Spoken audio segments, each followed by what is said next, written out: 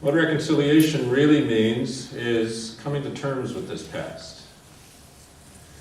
Can we come to terms with this past? And when you phrase it and look at it that way, you realize it's not just about Indigenous people.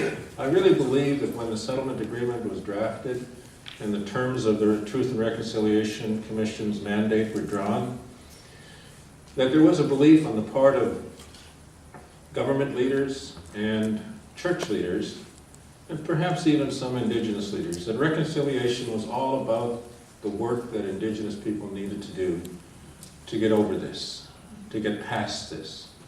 So there were compensation funds that were created, one just for attending the school, another for the injuries you sustained while you were in the school.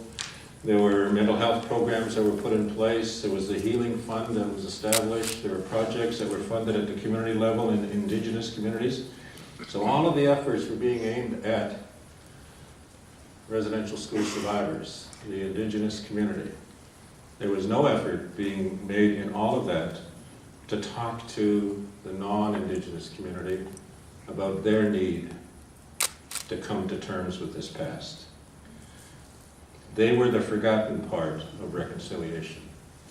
And I think they wanted to be forgotten, quite frankly, because it's hard to come to terms with this when you didn't do this.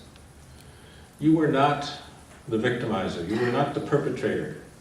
You were not the one who did these bad deeds. Reconciliation is about coming to terms.